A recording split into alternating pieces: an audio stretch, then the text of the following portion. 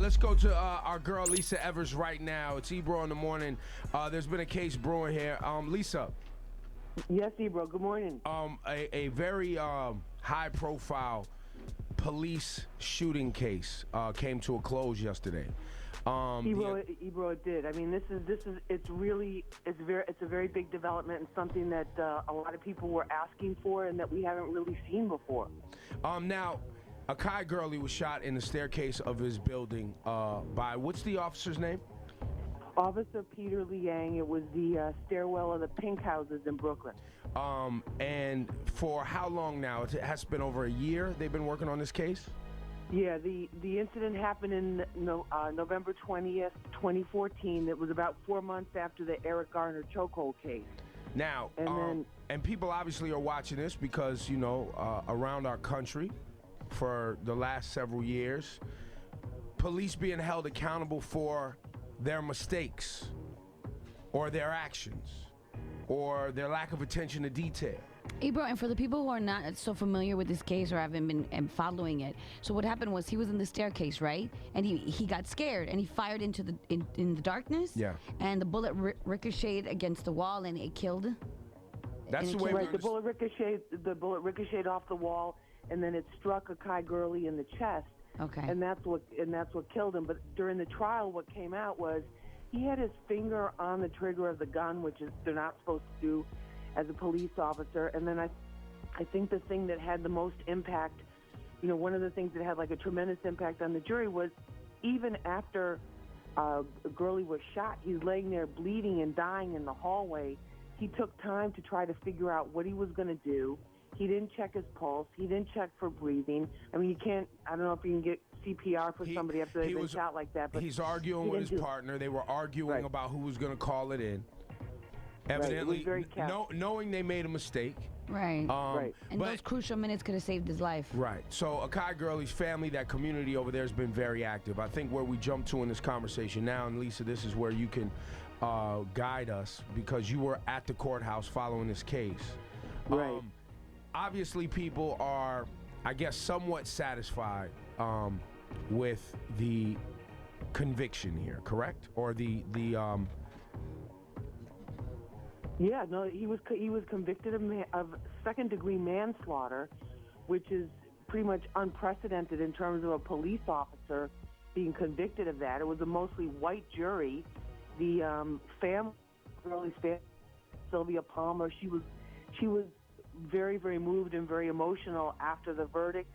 But they weren't hooting and hollering and raising their fists and going, oh wow, like this is just like this is the first step. Yeah, because they lost a family member. And, yeah, exactly. And a young man was killed. So nobody's really happy.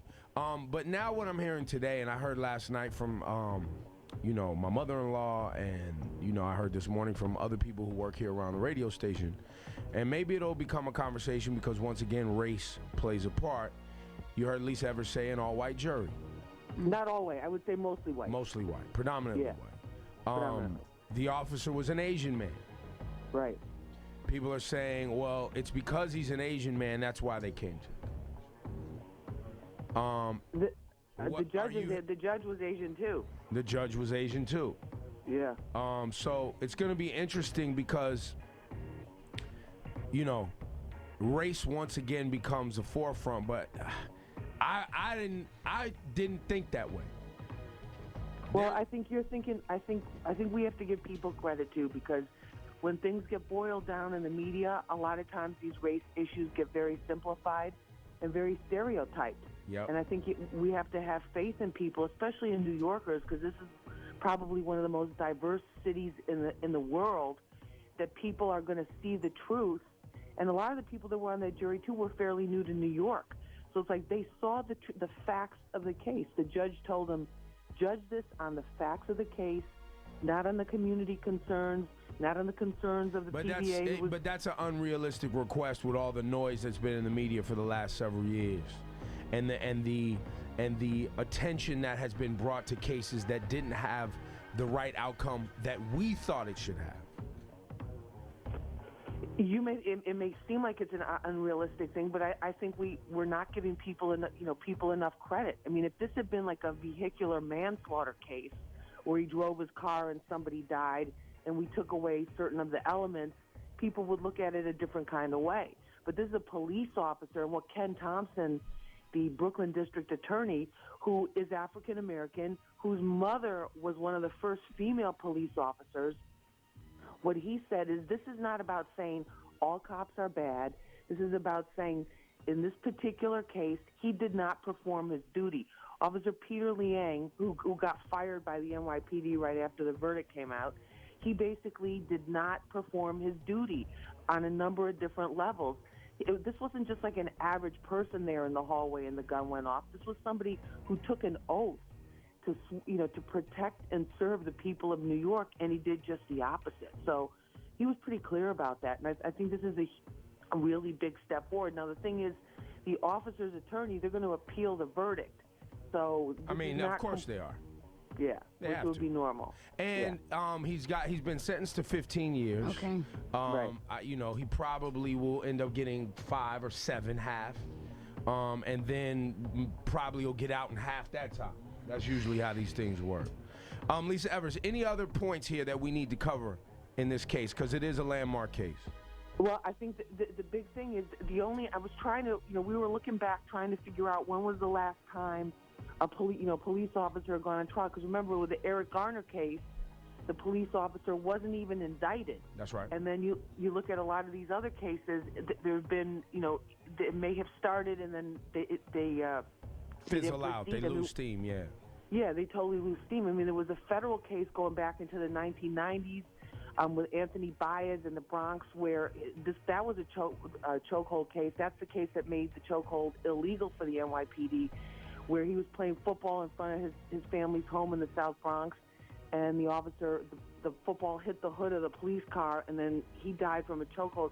That cop did time, but they had to go to the federal, through the federal system. Sean Bell, those officers, there was a trial. They were found not guilty. Yeah, they got off clean. Yeah.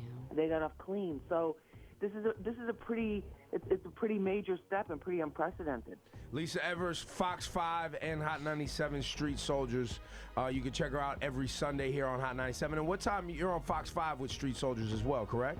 We're coming back, and I want to say a big thank you to all the Hot 97 family for supporting Street Soldiers on Fox 5. You hear us 7 a.m. Sunday on Hot 97. You can hear the full show, the full hour, everything like that, unedited. And then the half-hour show is coming back Saturday, March 5th, 10:30 p.m. with Street Soldiers, and we're planning to talk about this whole phenomena of women in prison, because now we got more and more women ending up behind bars, and we're going to be talking about why. Lisa Evers, thank you very much. Thank you, Lisa. All right, you guys, thank you so much. Good morning.